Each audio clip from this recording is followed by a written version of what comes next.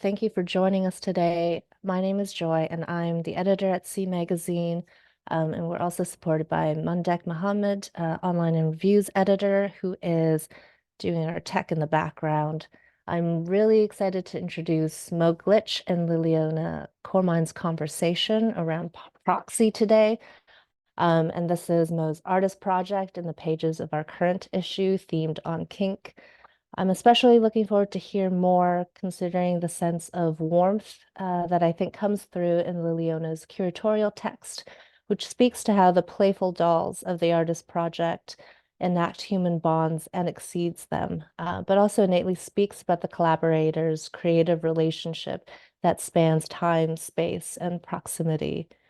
And please note, we are also recording the session and the video will be available online afterwards in case you know interested people who couldn't make it today. So myself, as well as C Magazine's offices and many of our staff are located in Toronto or Takaranto or Kjipuktuk, the original territories of peoples, including the Mississaugas of the Credit, Anishinaabeg, Haudenosaunee, Huron-Wendat, Chippewa, and which continues to be home to Indigenous peoples from Turtle Island and beyond.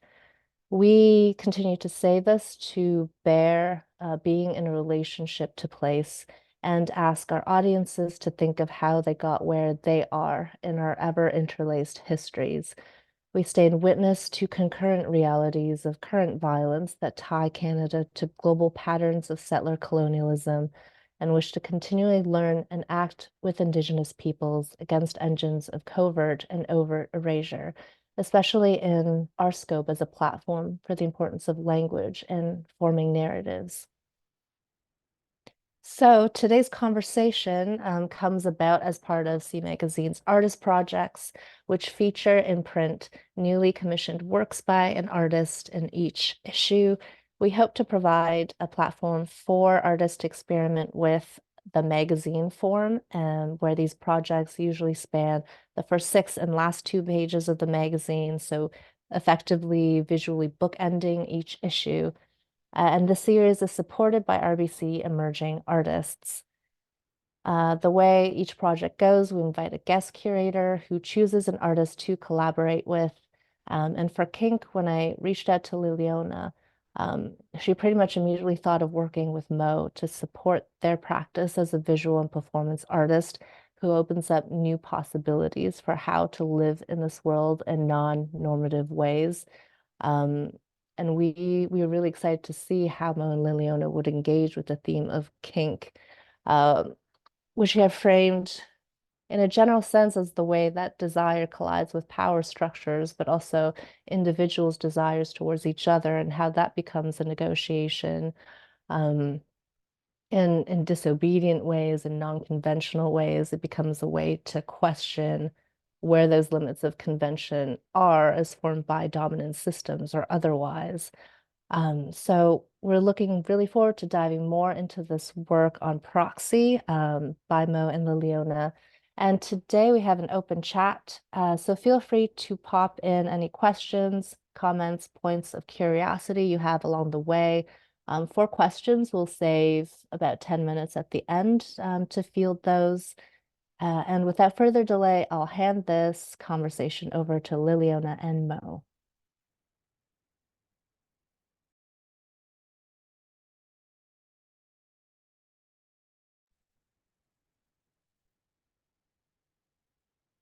Hi, everyone.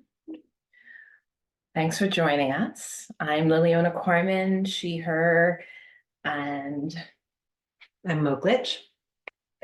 And we're here in Kjipuktuk, colonially known as Halifax, on the unceded, unsurrendered, powerful territory of the Mi'kmaq. Sitting here absorbing the land acknowledgement that Joy offered, feeling its resonances as we feel ourselves here on colonized land, and we feel the spread and the web of that extends from these territories that we are on and beyond. And sitting and resonating with how that shows up with in our collective practices, as we come into relationship with each other, with the land that we're on, with our responsibilities. And what we're going to do, we're going to have a conversation with each other. The way Mo and I have often been in relationship with each other is that we don't know what's going to happen. We try to be open to possibility, which sometimes means that we are excited to move in the same direction. Sometimes we say no to each other. Sometimes we turn towards, sometimes we turn away. Sometimes there's just space and question. And so that's what we're going to do today. Yeah. Yeah. Yeah, so I created a very rough map for where we might go in our conversation, fully expecting that that's might not be where we go at all. Who knows? I don't know. And so we've known each other for a while now and have been in relationship with each other and with each other's artistic practices in different ways. And as I wrote about in the curatorial statement, there is often this sense of circling, moving in, moving out, repositioning, like, and there's whatever that is, and an intangibility sometimes that surfaces in how we are in relationship to each other, how we are in relationship to the work we create together, and that I also see in the work that you have shared as part of Proxy. And one thing we talk about is the idea of portals, of trying to get somewhere, trying to create things that we have not yet seen, that we are trying to conceptualize but can't quite conceptualize. And so I'm curious about the sense of new possibility, intangibility, like puzzle piecing in relation to this work. Yeah. Yeah, I like all the hand gestures, which is like, it's like very hard to not touch the dolls in that moment. And because I think in a lot of ways, this was a project that was like, is kind of a sketch. But one that I wanted to do with my hands more than with my thoughts. And getting really caught in a lot of the language and meaning making and kind of trying really hard. You know, our friend Kelsey talks a lot about the focuser and like how kind of intensified we can get in our conceptual mind. And I had some really great advice about like, what would it feel like to make work that you love, like make work that is pleasurable. And my first response to that was like, that sounds not like art at all. And, you know, it also like, oh, that feels really helpful.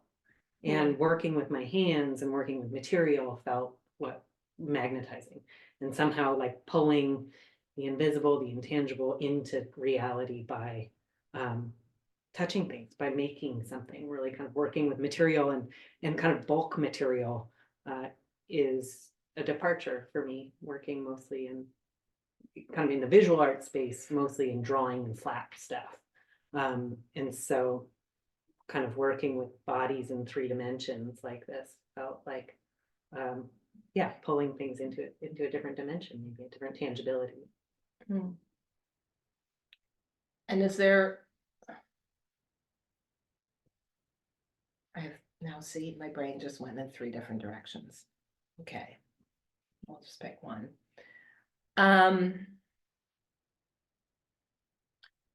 Well, so in pulling, I'm curious in the sense of tangibility and intangibility, pulling into a new dimension, an alternate, but maybe not alternate dimension. Can you talk a bit about the use of the word proxy? Yeah, I think like in the text, you said something about the site of the body being the most vulnerable and powerful. And I think my experience of my own embodiment is that way. It's and talking about bodies and looking at bodies and feeling bodies and touching bodies, you know, it's like it's all so intense and terrifying and pleasurable, and so there's something about the externalizing of kind of like, oh, I can enact body, I can play with dolls, I can explore body in a way that feels maybe a little bit safer or more playful or more experimental, or the stakes aren't quite as high. The risk is a little bit less, or things are a little adjacent or next to instead of straight on. And I feel like that's a huge part of this, is kind of like what's the proximity, who's the proxy, kind of like what might I try in this body or in this body, or you know, that maybe I wouldn't risk in this body yet.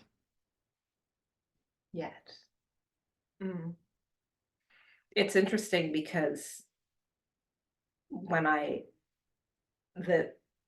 keep, so I didn't actually see, I didn't hold these dolls until like last week, right? I had only experienced them through a lens, never been in the same physical space with them.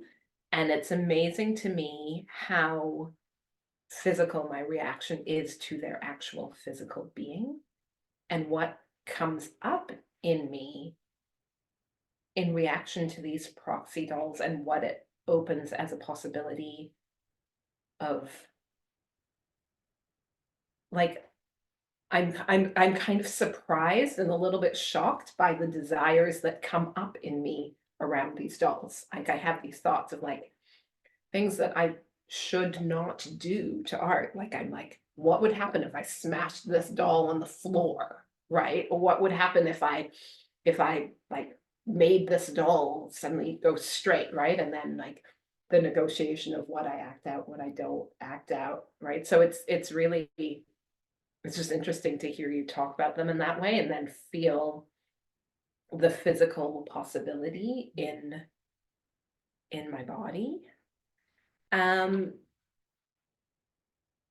Yeah, and I think that's, I mean, I really like that. And I mean, when you said that last week, I was saying this is the doll that that fell on the floor, and so this leg was revealed, which wasn't initially, and it's turned out to be maybe my favorite of them because of these kind of breakage, the broken parts, and I think I love that that's your impulse. And you know, I even have this wonder right now of like, oh, are you gonna break one of them during this talk? Like, is that part of what we're gonna do? But I think that the kind of connection or the tension between fragility and durability, of kind of like of affection and violence, like there is some kind of like, oh, like these are not human beings, and so they will not be hurt if you do smash them on the floor, or will they, you know, like kind of like they, or if they're a proxy, like how animate are they, how much of their kind of like projection of humanness onto inanimate objects, or then kind of like, do they, even my drawings I can think of, it's animate sometimes, like they are beings in and of themselves, and they have a life of their own, and you know, kind of wonder like would they feel? And the ripple out from you as creator to them. And then if things are enacted on them, whether it's care or violence or, the spectrum of things in between, what is the ripple back from that onto you as creator? Or onto anybody that might be witness to that. Yeah. Yeah. Yeah.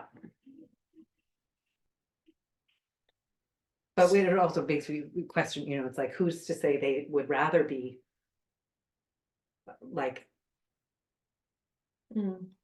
cared for in this way, or maybe they're, really into being broken.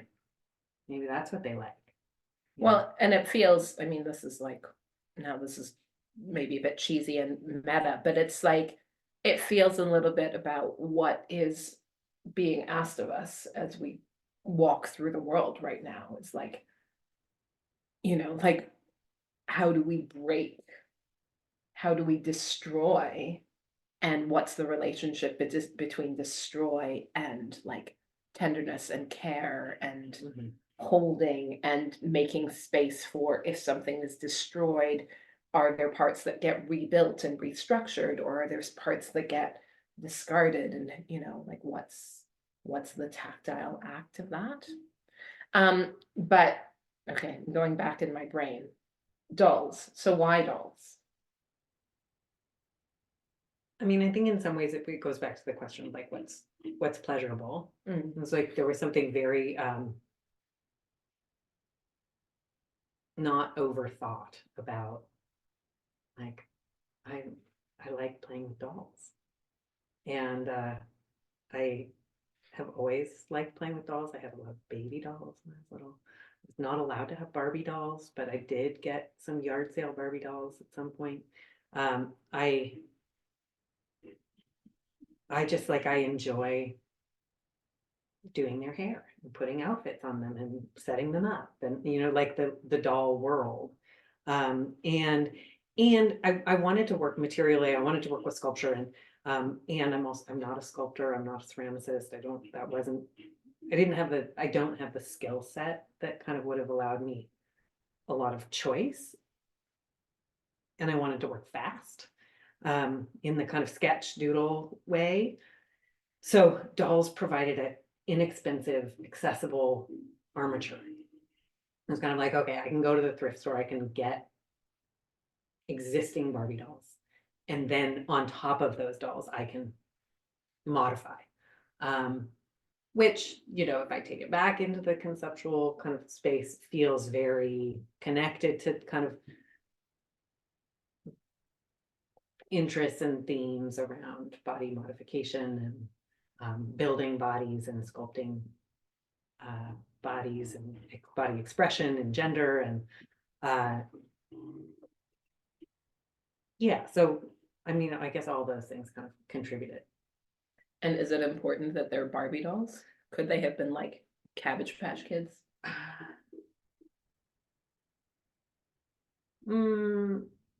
Well, I definitely think grown-up dolls was more interesting to me than baby dolls.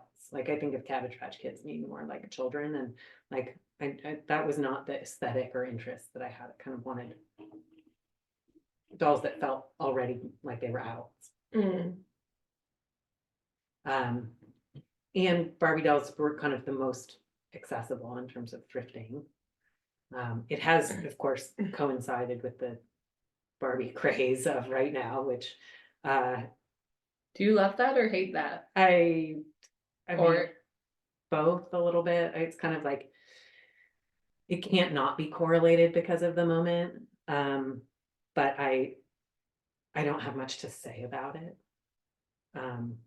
It feels a little more coincidental, but who knows? I'm still in the culture of the world and influenced by it in ways that I am unconscious of or don't like. And was there, I'm very curious, like, so there are these, however, many, 1, 2, 3, 4, I think like 3, 6 or 8 dolls, depending on how you want, like, is this 1 or 2? I don't know. And then elsewhere in the room, there are all these other dolls that are like landscaped and hanging out, and like,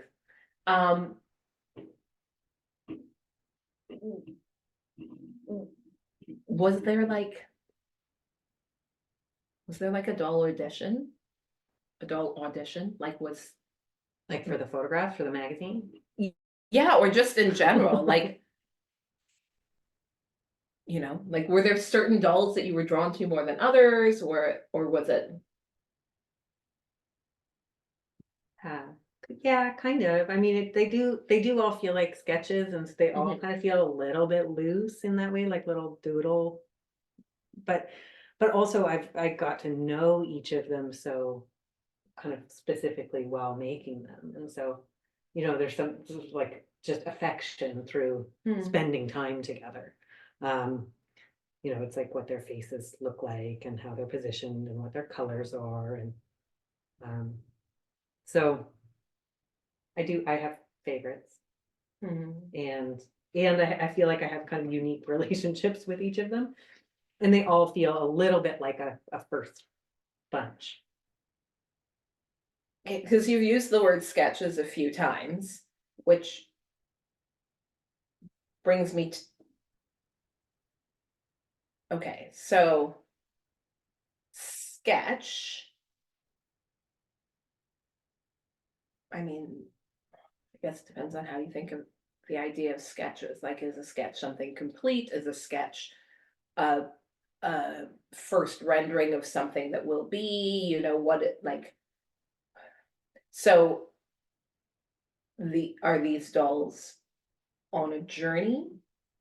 Are you like, are they? I think you want to, sorry, go ahead.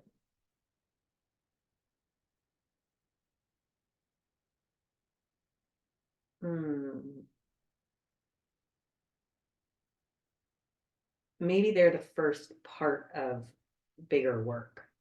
It's like, and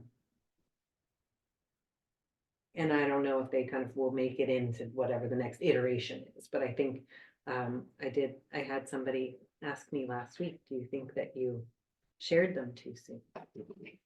Like, was it not ready? Like, and it was interesting because I had that feeling like, oh no, do you think so?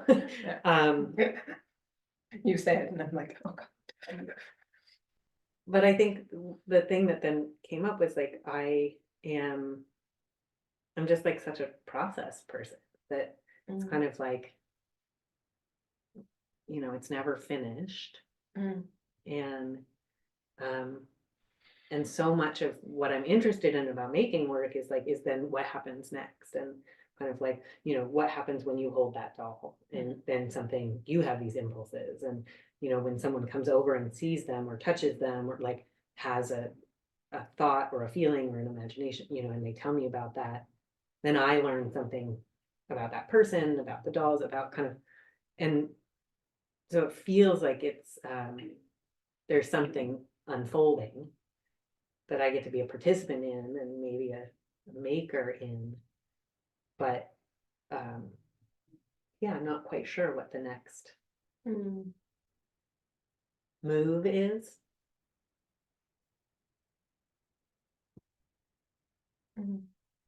But it's clear it's not done. It doesn't feel like finished. It feels really like a beginning, like kind of little seeds. And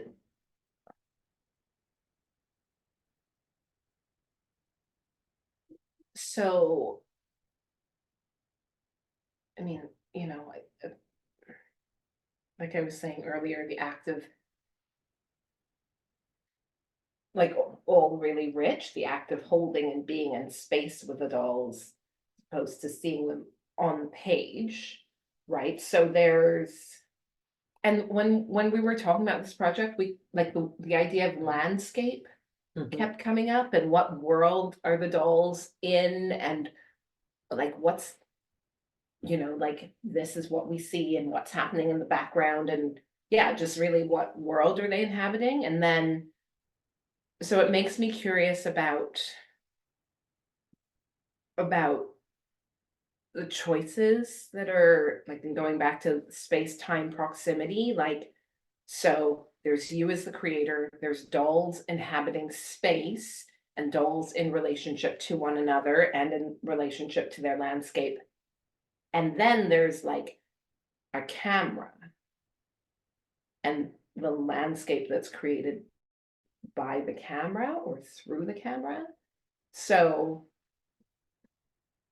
you know, I don't, yeah, so I'm, there isn't a question necessarily, just a curiosity around like the process of navigating those landscapes, of looking through the camera, of are you making the choices? Are the dolls making the choices? Like, Yeah, and I don't know. That feels kind of like a yet TBD. Like TBD. I kind of I mean, I loved photographing them. And in some ways it felt very fashion, that kind of part of it. And I really enjoyed that kind of like, what's your angle and like, what's the perspective and in these kind of like studio settings, which is like very intentionally without context. Kind of like you're not in a room, you're not in the garden, you're not kind of on the sidewalk. And so that aesthetic felt very much more connected to like the fashion of your body, right? It's like you're wearing this outfit made out of clay, made out of paint. You've kind of got your limbs in a certain formation or your other body parts and cracks and so I think that kind of like editing of the context, yeah, felt like it had a particular kind of materiality or aesthetic of like, yeah, what are you wearing? Which really is a kind of play for me about kind of like, is this your body or is this an outfit? Right? It's kind of like, yeah, are you building a body or you're building outfit? Skins or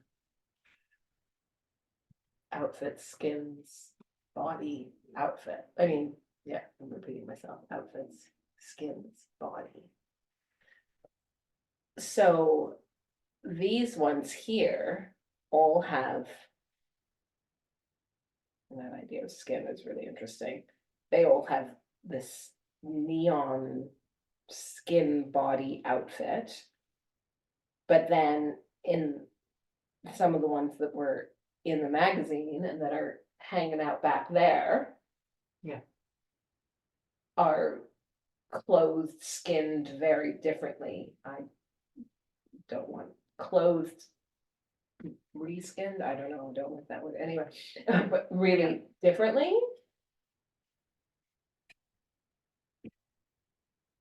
right. Yeah.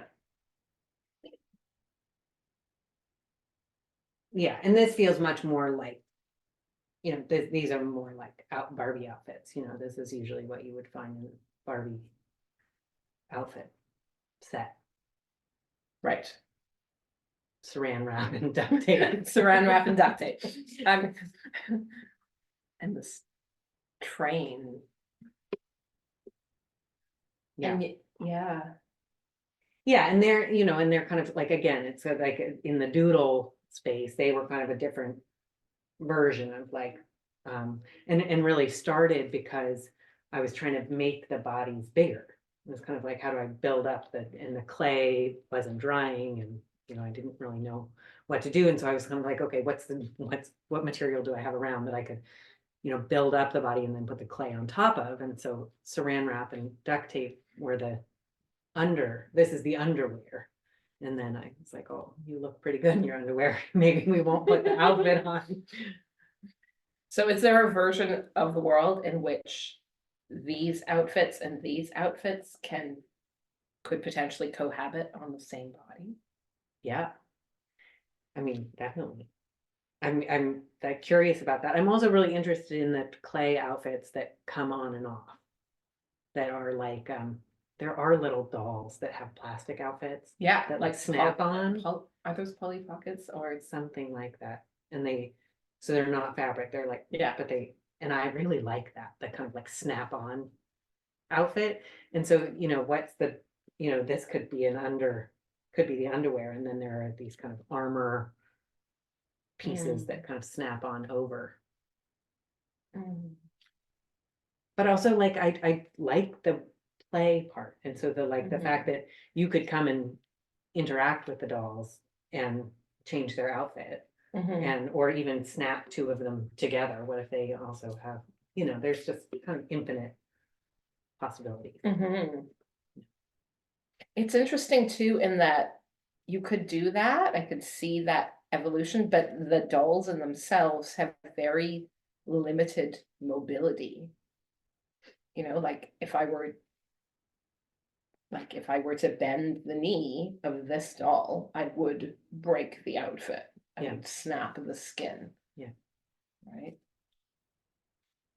Yeah, and I haven't decided whether I kind of like what I like that. Like you could do it, but then this is the consequence. Yeah. Or if there's like next iterations where there are clay pieces and then there's saran wrap pieces, so that there are joints or kind of like what are the different possibilities of them being stiff and moving.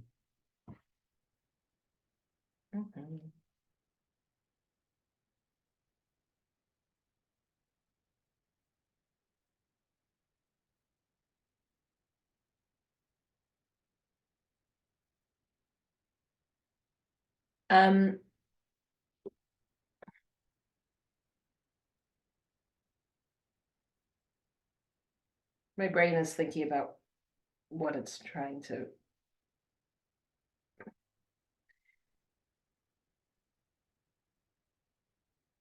So there's this tension, right, around dolls as something that often we associate with childhood and with innocence, whatever that means. And then dolls being used, right? And you talked very much about like it's important that the dolls are adult dolls, right? So you have these things that we associate with childhood, I associate with childhood, and then these dolls are appearing in an adult form in a magazine that is centered around the concept of kink, right? So there's something really juicy in that tension. Yeah, I mean, I think that my distinctions between what's appropriate for like children versus adults is like probably a lot different or more blurry, nuanced. Like I don't know. I don't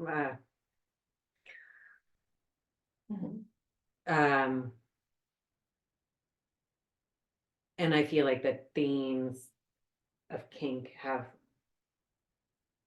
all ages kind of interest, curiosity. I just like I find it quite fun to be in the play, but also in the deviance of non-normative bodies. And and maybe in some context that's sexualized, or like we can kind of talk about different ways that whatever somebody's interested or not interested in having those conversations with kids. But I think for me, the play of everybody's got some kind of body and they're all weird in whatever ways that they're weird, and to have that be kind of celebrated and you know, and it's like the antithesis of the Barbie world Mm. in some ways, right? Is to kind of let's glorify the flaws or the Mm. flaws or the kind of the difference and the pleasure in that, the kind, you know, the kind of the flirt of something that is unique and that is weird and that is queer and that's kind of like that is kinky. Yeah, I don't know. I feel like there's something in there, and I think to speak really personally about, you know, the impulse of starting this project from a place of play was in opposition to the part of me that was trying to be grown up and sophisticated and like a smart, good artist that is making important and meaningful work and getting it right and saying the right things and meeting the dialogue of art, blah, blah, blah, of right now. With something to contribute, you know, it was like, it was getting so heavy and so serious and so much pressure to kind of get it. And the invitation to do something that was fun, that was pleasurable, that was like kid-like, you know, like you don't have to know how to do it. Like, why don't you just pick up some stuff and like put it together and like see what happens? And that kind of felt like a solve to a lot of the rigidity and pressure that I was experiencing in my artistic practice. And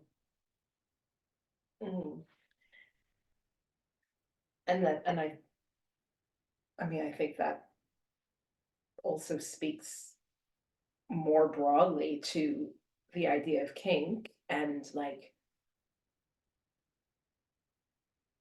the perceived definitions of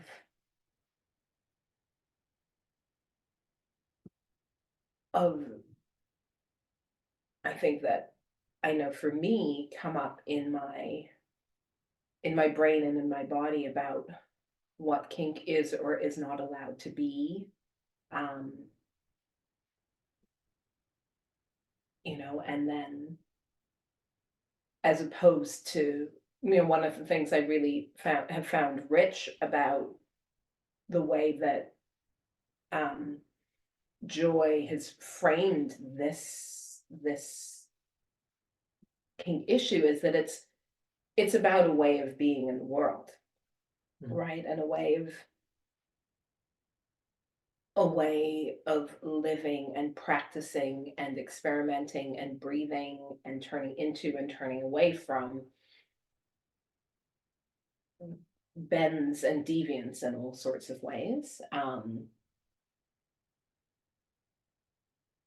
I lost where I was. Yeah, but yeah. Do you know where I was? I lost where I was.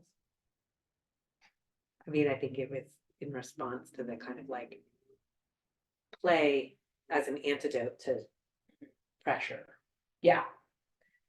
And that there are, and the tension between the world of the doll that belongs in childhood and like that if we are thinking of kink as a way of being in the world, that is something that can exist in any and all stages of life, right? And not something that must be relegated to when you have achieved a certain whatever age, wisdom, maturity, blah blah blah, all those words.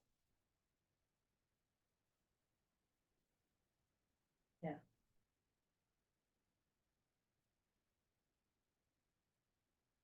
And I do have a question about like, can they happen simultaneously? Yeah, like Say more. No. No. I said the word and I was like, I know they're gonna say no. They're gonna be like, no. No. It would take me too long to figure out what I wanted to say. I don't. Yeah. Yeah. Mhm.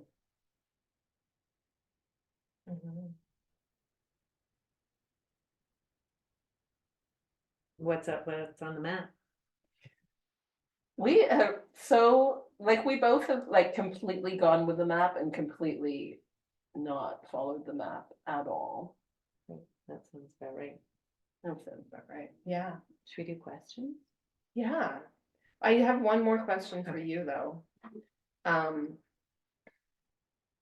So in the idea of sketches, these dolls are maybe on the way to, they are complete themselves, but they're also, so then my question is like,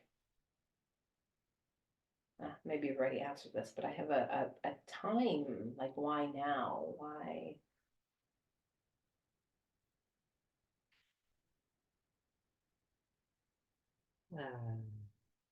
Well, okay, so it kind of relates to the only other thing that I wanted to touch on, which is the neon colors. Yes.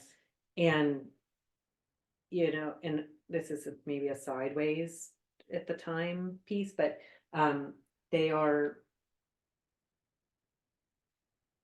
wearing crisis colors, right? These are the colors of whether it's like hunter orange or safety yellow, or I like to call this emergency pink. And I think that it speaks to the time that we are living in, and the kind of multi-layered, intersecting, pervasive crisis of war and violence and climate devastation and kind of vast suffering, and the need for safety, the experiences of danger, like that there's something that is very very much about that's their crisis colors. They're also like dance party colors. It's like there's they feel very connected to the like club culture or nightlife or like queer fashion, and the kind of the collision of danger and desperation and celebration and joy and kind of freedom feel like they're tied up in these dolls and their skins, and why they're here now, and I feel like that thread or that kind of theme is still formulating or unfolding, but it definitely feels kind of representative or expressive of a tension that exists in me all the time. It's like, how could you make anything? How could you make any kind of art in the world as it is right now? Like, and then how could you not? And that those things feel like this kind of crashing kind of experience that produces things like this.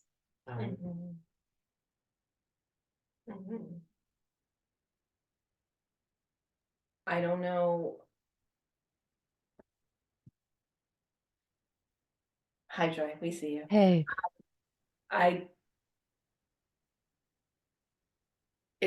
I'm not sure why this is what comes to me in response to what you've just said, but the dolls that, like this one has a leg out, they all have some sort of access to their hands and their feet, but every single one of them, the face is covered, right? And so it's like there's a relationship to air and breathability, and that it is almost tangible, right?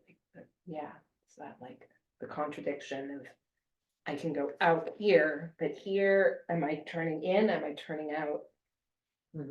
Emergency, liberation. Yeah. Want to see if there are any questions? Yeah, we have one question. Well, from Margaret Drescher, who says, I've seen these two dance together. Might they dance with the dolls? It's a bit poetic. Like we dance with the dolls. Or like in what senses? I don't know. I mean, the work that we have done together has been these colors, right? Like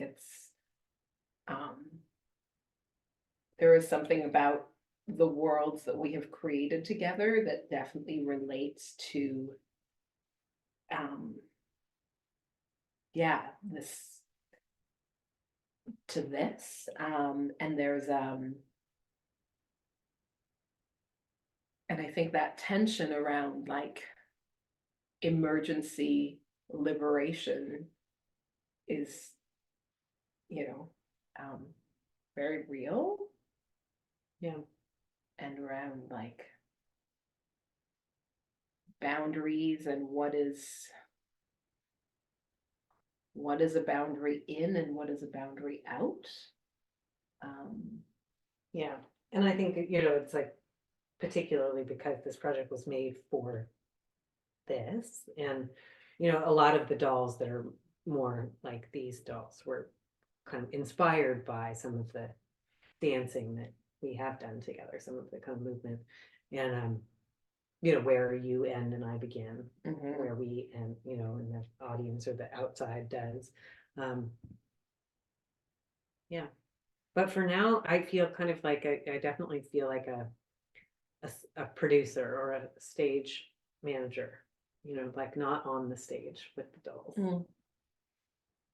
at this moment.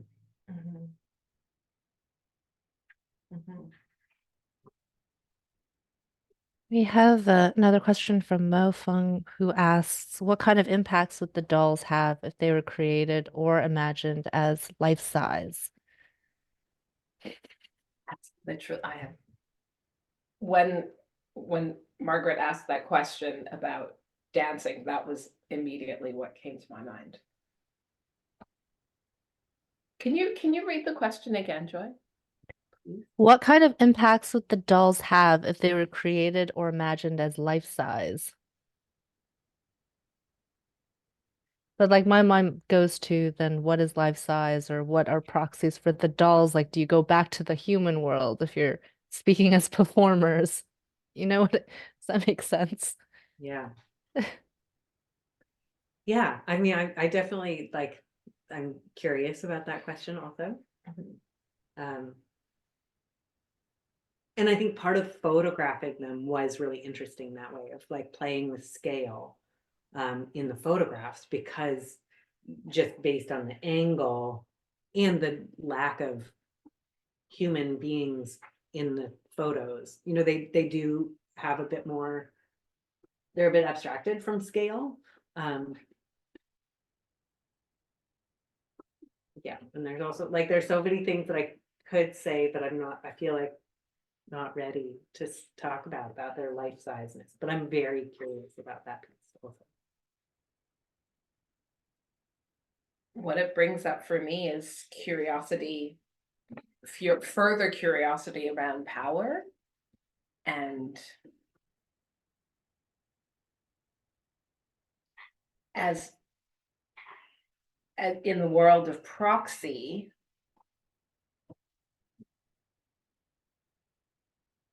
does the proxiness of them, how is it related, dependent? Is it dependent on the fact that they are small? And if they are magnified, how does that change their relationship to the idea of proxy? Does it? Like who, like there's something about, like Mo was saying, that the dolls they have their own identities in some way, but they're still like they're created and shaped by you. And I'm curious about like, does that, there's something that feels different about the creative process and who is creating when their size dimensions change. And I feel like it's a oh, that would be fun to test and play with. I don't know. Yeah, but easier to shrink the humans than to magnify the dolls. Easier to shrink the humans than magnify the dolls.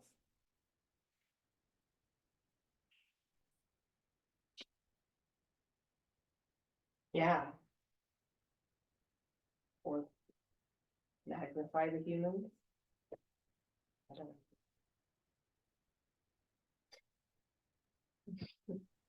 Yeah. Yeah, just a thought I had about um actually like the photography of the dolls and because it seems like that's an extra step of choice, like choosing what gestures they're in or why they're arranged the way they are. Like, could you talk a bit more about that, or if there was some intention behind that?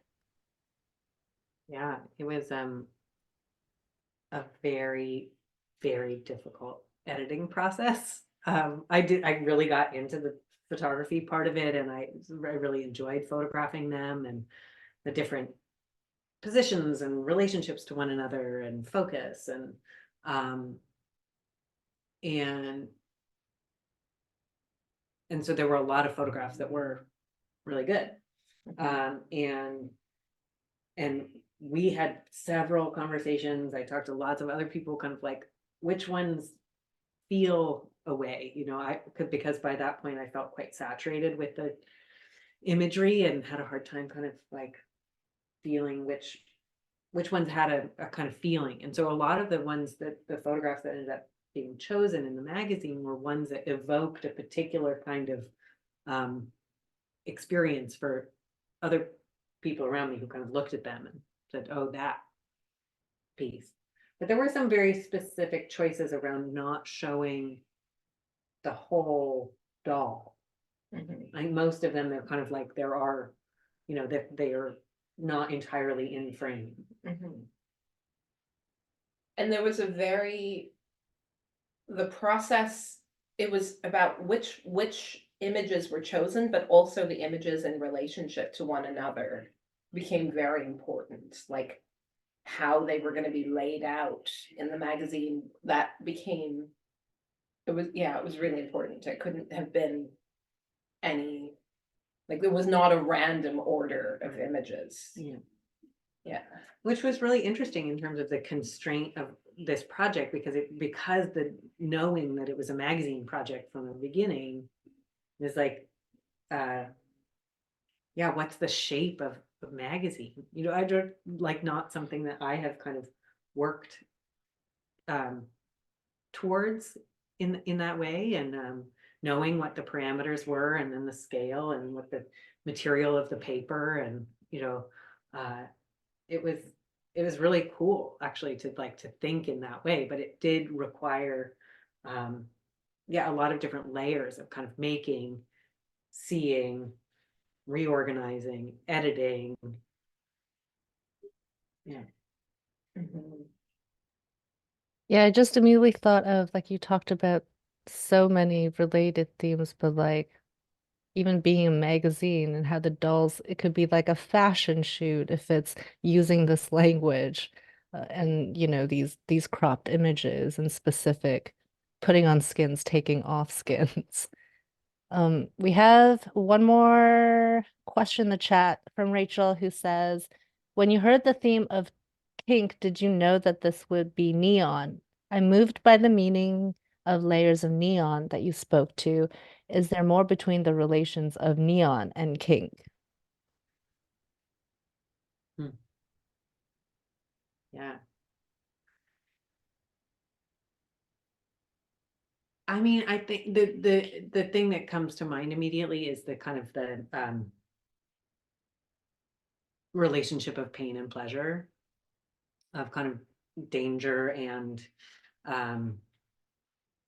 euphoria, the kind of risk taking, like there's something in that to me about that kind of heightened sensory experience, and almost the unknown of kind of like, is this emergency color a hooray or an oh no, like, and would yours be the same as mine, you know? And so to me that feels very connected to the space of pain as pleasure as pain, in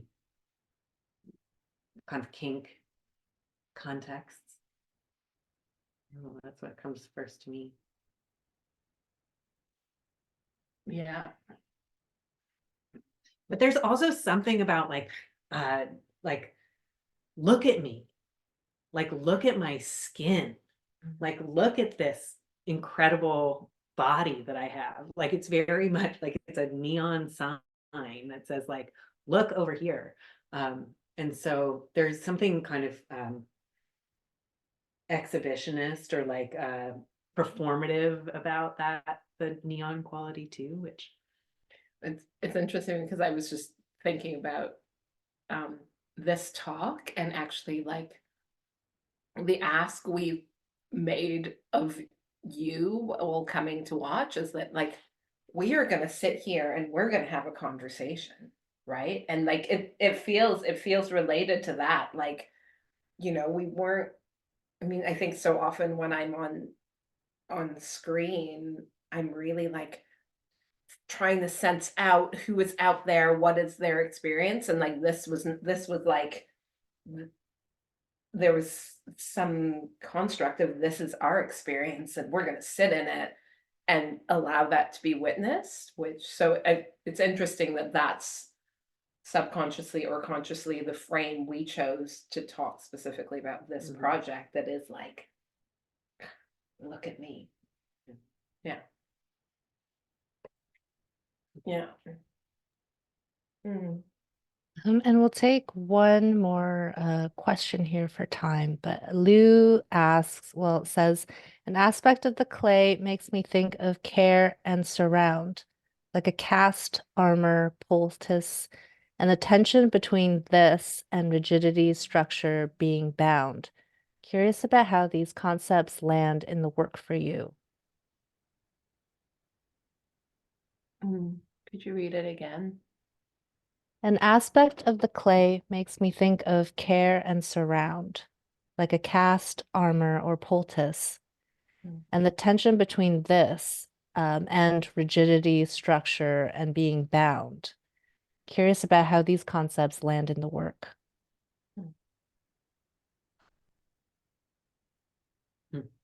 Yeah, I mean, I think you said it, like, great. I love that language. And it's interesting. Somebody asked me last week, we were talking about being restrained as a comfort. Yeah.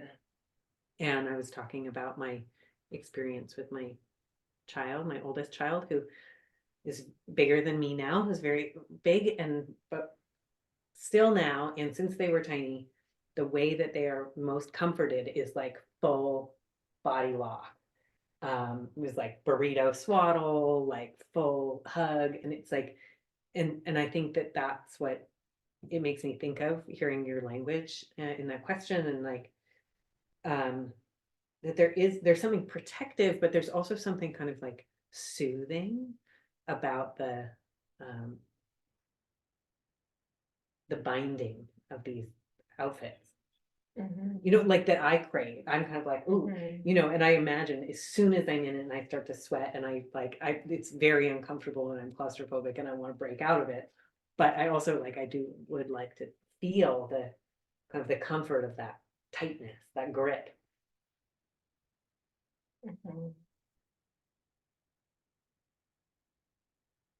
Yeah.